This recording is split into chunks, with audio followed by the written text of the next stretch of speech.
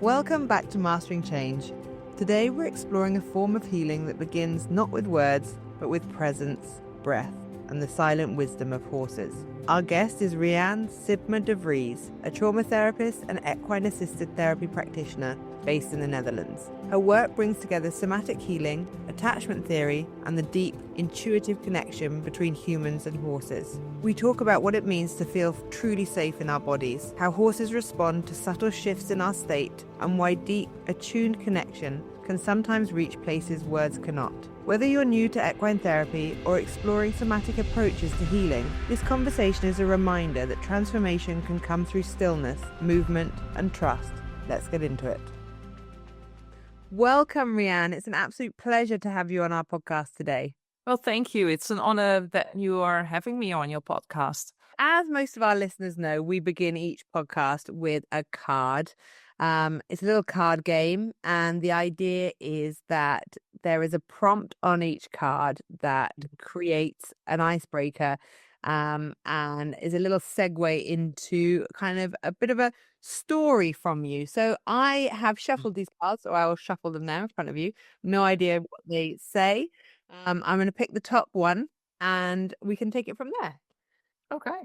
Oh, so this card says, I am envious of people who ...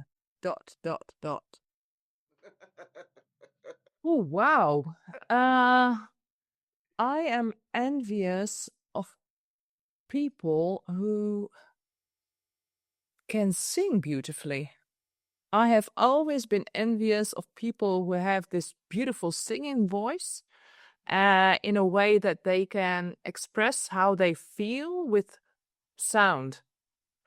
And that has always intrigued me and can also bring me to tears really easily. Sound really resonates. So people who can sing beautiful or have the confidence to sing with either voice they have out loud, I can envy those people. I tend to keep silent because I don't like my voice in singing a lot. So that's, yeah.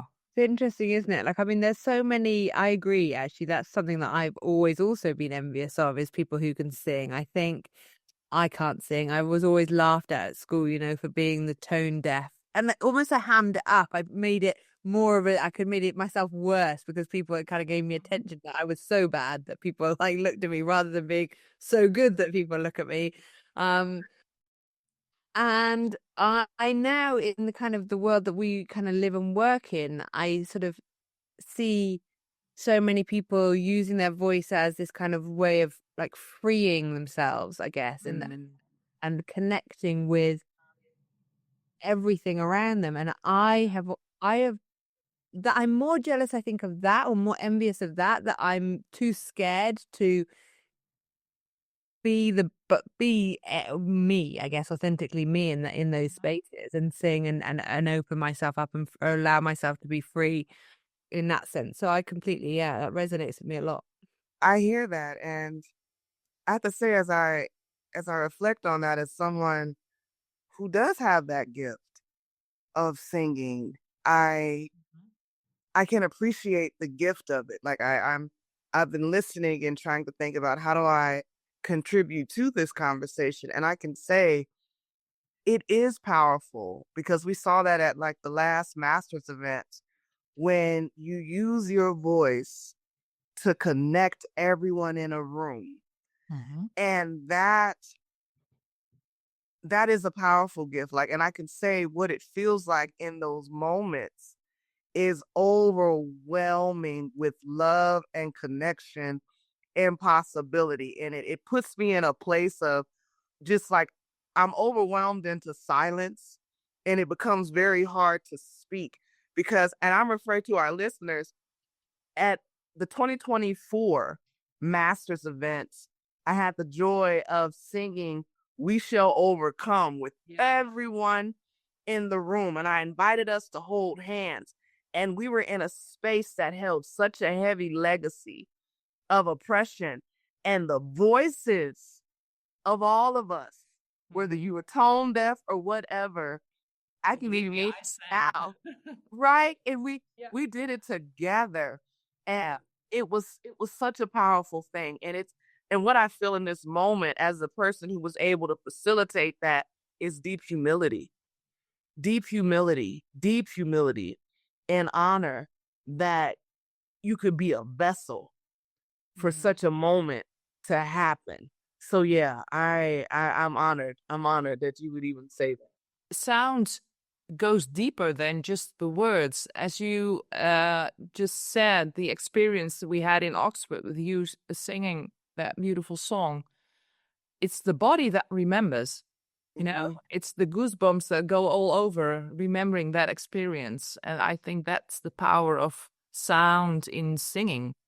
Totally agree. And do you know what? I'm so grateful that you said that, because actually one of the reasons we do, well, one of my goals with the whole event, all of the events that we run, but specifically with Oxford, because it was the first and it's kind of my baby, I guess, was that, we learn in this industry, in this space, that the body keeps a score, right? When we're talking about trauma, and negative kind of impacts of our experience remain in our bodies unless we work to remove them or to process them. I also believe that if that's possible, then we can hold on to the positive experiences that's Exactly. and in the years that come, we might not remember who said what or who spoke and who did, like all of this intellectual cognitive stuff that we have in these events. What we will hold on to are those experiences that do change those visceral experiences that change ourselves. And that is what we try and create, or like, especially I've really tried hard to create in Oxford. And so it's experiences that we get from Dr. Keisha and Linda, and all of the experiences that we have throughout the. So I'm really grateful that you picked up on that, and that's like a really lovely, lovely thing. Yeah. And I just have to say it, Linda Ty, we love you. You're amazing. Because she has created space for those moments for the last two Masters events. So I would be remiss if I didn't put it out there in the world. Linda Ty, we love you. So, Rianne, tell us a little bit about yourself and the work that you do in this space. Well, I'm a counselor. I work from an integrative, holistic point of view. And I use, among that, equine-assisted therapy. That's my USP where people tune into, especially when they contact me. And I combine that with systemic work like constellations, and also techniques from IFS, or sometimes hypnosis. Just whatever is suitable to help the client move forward at that point in its process. And with the equine-assisted therapy, so how did have you always been a horsewoman? Have horses always kind of been part of your life, or how did that start? Well, I started riding ponies when I was, I think, 11 or 12. My best friend got to ride at a riding school that was built close by our home, and my parents didn't have the money to fund me going to such an expensive sport. So I found a way to do tasks over there, and then I could do some horse riding, and eventually I got to ride every week. And that was a hobby that grew a bit out of hand, I think. I met my husband through the horses when I was, I think, 16 years old. And he is really a horseman. And now we have our own equestrian business at home. I have had a career in corporate finance next to that. So that was completely like a different life from this perspective I'm in now. But we have a equine facility at home with a riding school and an export stable with, I think, approximately 100 horses, Frisian horses that we own and take care of, next to having my own practice within the facilities here. What I love about this podcast and these conversations is that I feel like we are expanding the conversation around how we approach and can approach trauma, Mm. processing trauma, what our various journeys are to the goal of post-traumatic growth.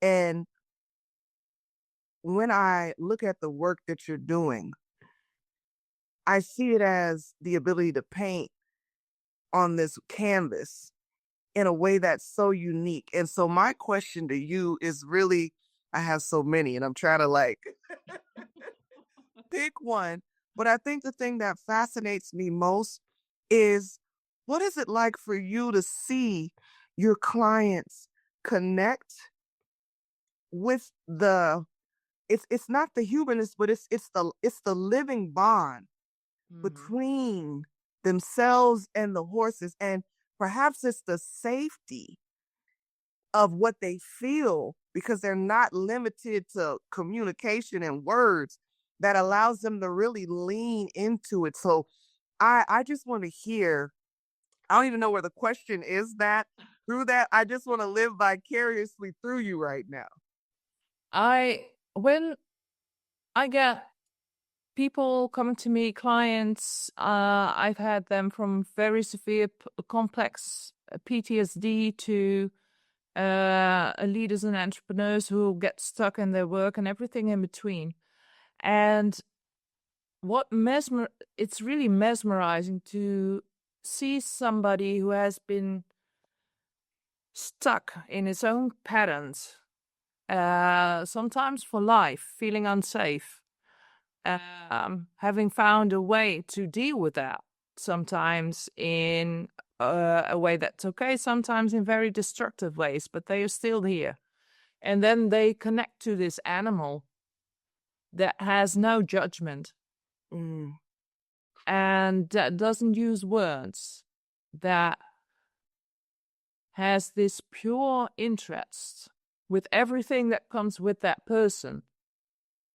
And when they connect and feel that they can just be and connect, some people never even have felt that feeling of connectedness from primary caretakers or whatever. And that is so, I feel it mesmerizing. It sometimes really bring me to tears being able to witness that. I see this as a really a precious gift.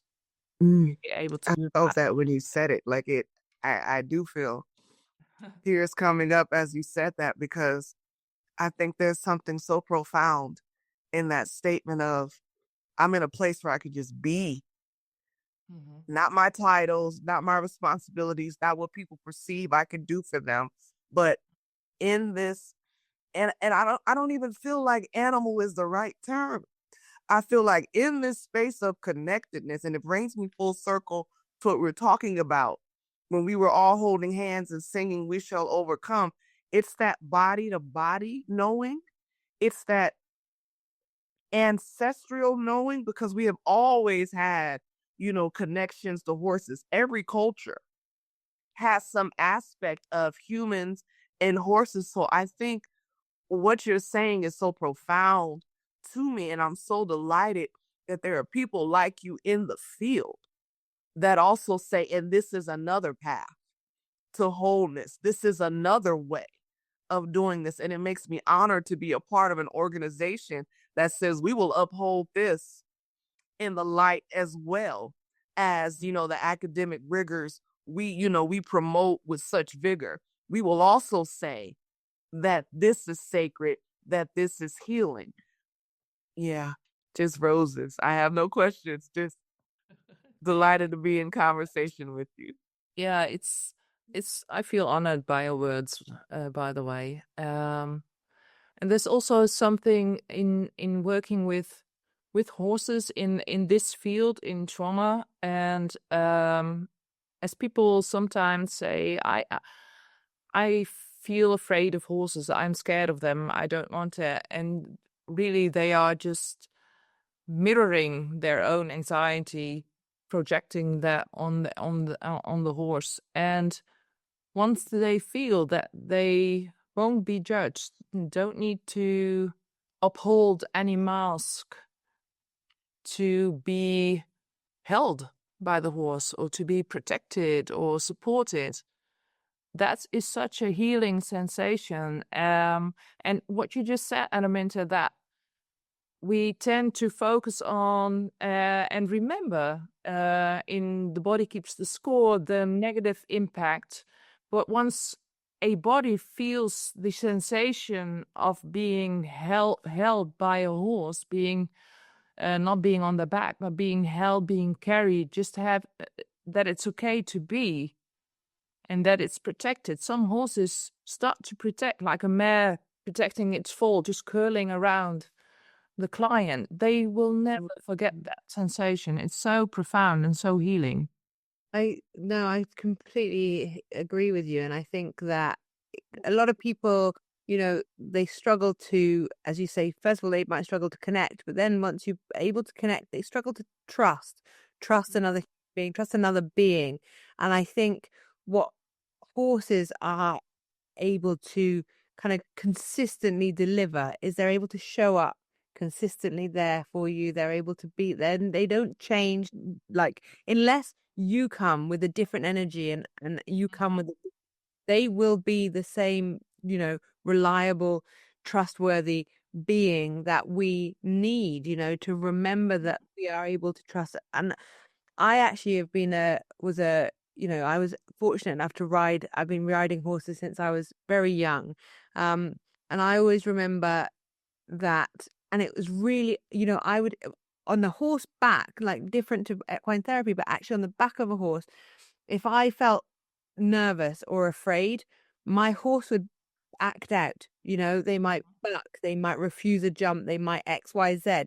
But if I always, and it was the first lesson I ever learned to basically almost fake it till you make it, sit down, be confident, feel through my seat, through my legs, just say, I can do this. And my horse would always, or my pony would be like, okay, we can do this and I'll show up for you. I will match that energy. So I kind of always, and that ability to say, right, if I can trust you, pony, to carry me to safety wherever I've got to go, because I was really scared. I was actually a really scared rider. I came from a mother who was really loved to ride horses and made me do a lot of events, a lot of cross country, and it was really scary, especially the big jumps. I really didn't want to do them, and I was really scared. And I got this pony called Folly, who I used to walk the course, the cross country course, and I used to walk, be like, please look after me, please look after me. This is going to be really scary. And she, like, I gave her all of my trust and all of my love and all of my confidence, and she always looked after me. She always got me to the beginning to the end, and having that ability to trust that other being was huge for me, So I think that horses really can do that. They do, really, in a way that not any other animal I've really found. I've never ridden a horse. And so, like, as I'm having this conversation with you all, like, the most I've seen is, horses on the street, and I've admired, and, things of that nature. But I think the thing that is having me respond at such a heartfelt level is this understanding of trust and acceptance, and just this, it feels so pure. It is. It's pure instinct. Yeah, and they really, I can't explain. Like, it's a really one of those things that is only really tangibly explained when you experience it, because what a horse will give you is something. I mean, I just remember, I remember I had a difficult childhood, but I would always be able to go into the stable. Polly might be lying down, I'd lie down with her, and I would, safely curl up on next to her belly, or safely be, like groom her, just be with her, smell her, whatever it was, just be muzzle, like nuzzle her, and it was just, it was so safe. I went to pony club camp. I hated the people, I hated the kids, I hated I used to wake up with toothpaste all over my face because I went to sleep too early, and I was, whatever, like the bullying. But I was safe with her, with the horse, with my pony. There's always that safe space, and they really do give you something that Yeah, I don't know, and and it must be an ancient energy that they have. Like you say, every culture's had horses somewhere in their kind of from age like back years and years and years. So there is a very special bond between humans and horses. And they are just so pure in helping us regulate our own dysregulated system. And I also found it really fascinating that in that, as you mentioned, the relationship between horses and humans for such a long time, for hundreds of thousands of years, as we have tried and succeeded in domesticating these beautiful creatures, and for them still being able to act from pure instinct and feeling so safe with us to do that.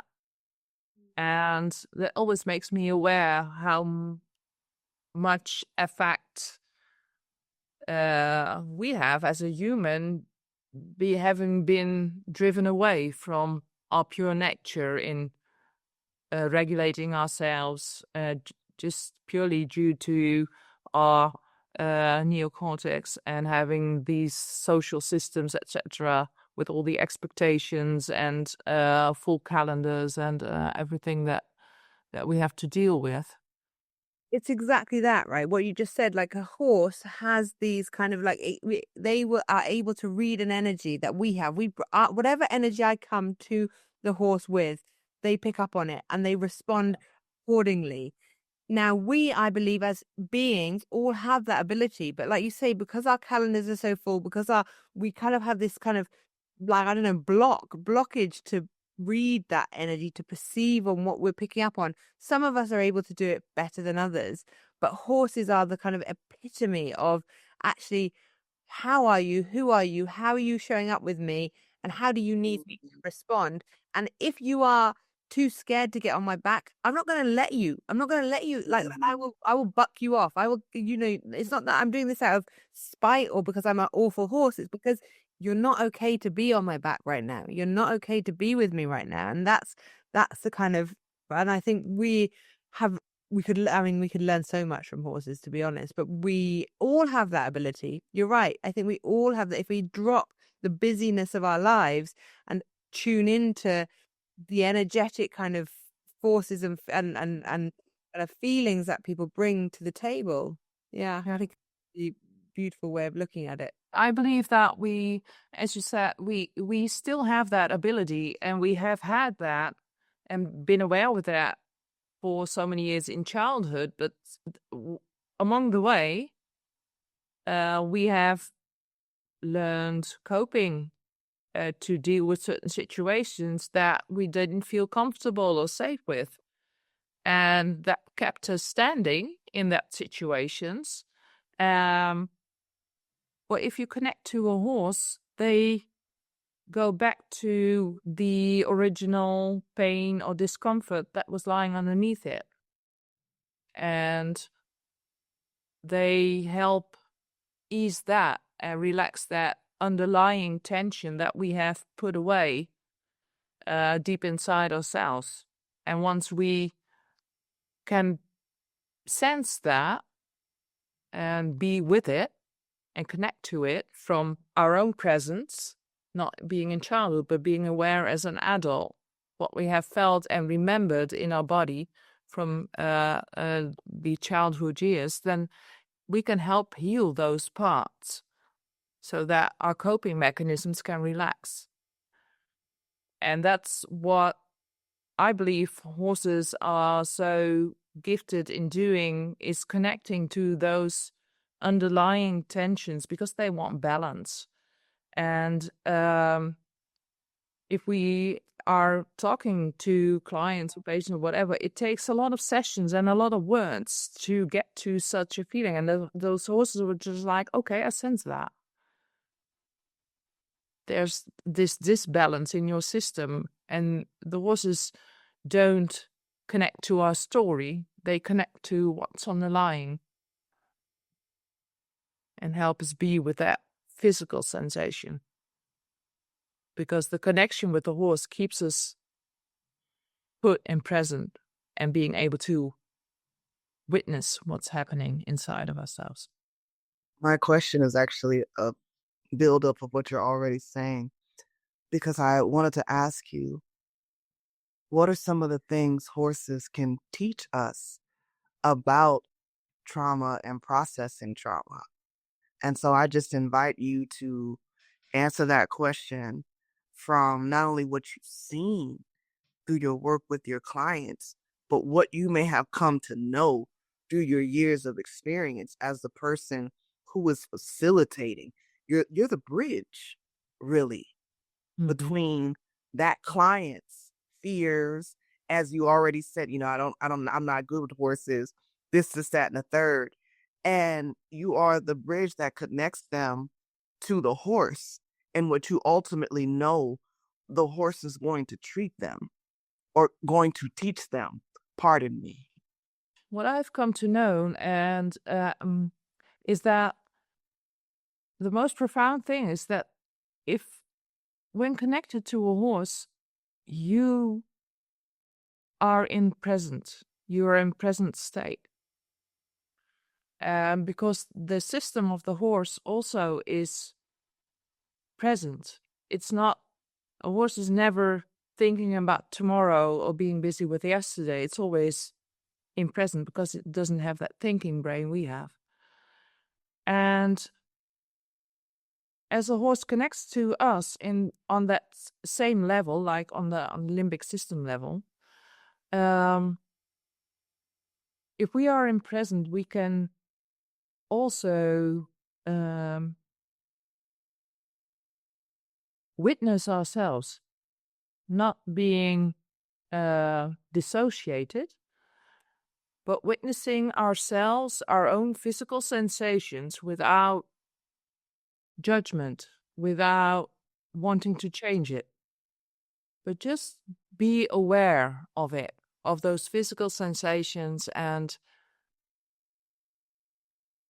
experience that from present we can be with it, we can bear what's going on inside. And if we can, from that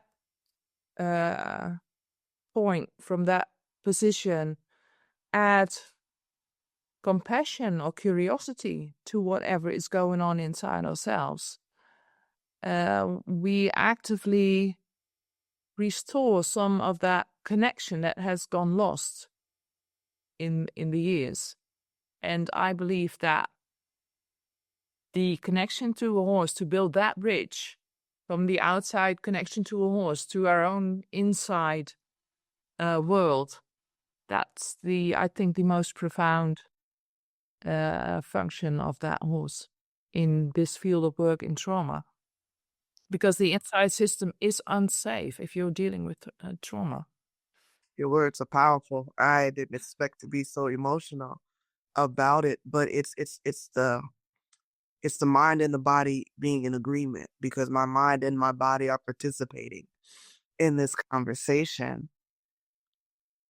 And I'm also thinking about the value that you're adding to the listeners, because I think it's so hard. I don't think I know. It is so hard to do what you described, to be in the present with compassion and curiosity as what comes forward and not judge.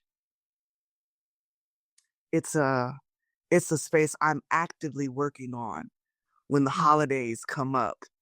And as someone who did not and who does not currently have strong relationships with my biological parents, as I'm inundated with images of family, allowing myself to be present in that with compassion and curiosity, and not slide back into the ease and convenience of what I was denied, the harshness of it. Mm-hmm.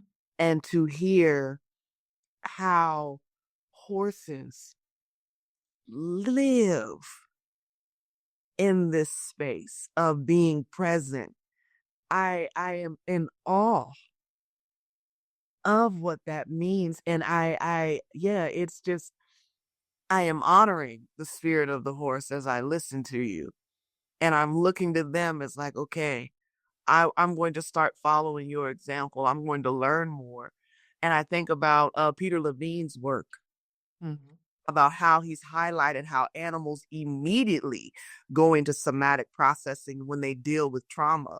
When you mentioned that horses have been domesticated by us, that was a very gentle way of saying horses have been traumatized by us because we have taken them out of their natural space. And as a woman who was sitting in a Black body, my mind went back to when my ancestors were put in this space of forced domestication and all of that language. And I think about all of the ways in which that happens. Slavery is one aspect of a bigger capitalism that said, you're going to be used to make money. And horses went through a similar thing. So for that horse to still, as you said, connect to their instincts, I think that's something else that I didn't expect to hit me as beautifully as it did, but I just can't say it enough. I was so excited for this conversation with you, and I don't want to use the word until it sounds like a cliche, but I am deeply honored by this conversation, and I hope our listeners are pulling from this wealth the way that I am, because it is such a gift. Thank you. Thank you. I'm just a bit lost for words now. Sorry. I mean, I fully agree with Keisha. I think this conversation has been really, really insightful. I think your depth of understanding and compassion and like really knowing both the world the world, the space that we work in, but also understanding the connection between the horses. It's been really fantastic, and I really appreciate it. So thank you so much. I also know we're kind of coming towards the end of time now, and we have one question that we ask all of our podcast guests. So I'm going to ask you the question, which is, we are living in a society that is confused and anxious and full of uncertainty. And in this world that we're currently inhabiting, if you had one lever or one button to press that could affect the change we'd all like to see, what would that lever or what would that button be? That button would be that we could first start to love ourselves again. Why? You got to unpack that. Why? What would that do? If we can't access our own compassion and our self-love, how can we experience inner freedom to just be, and from that connect to others?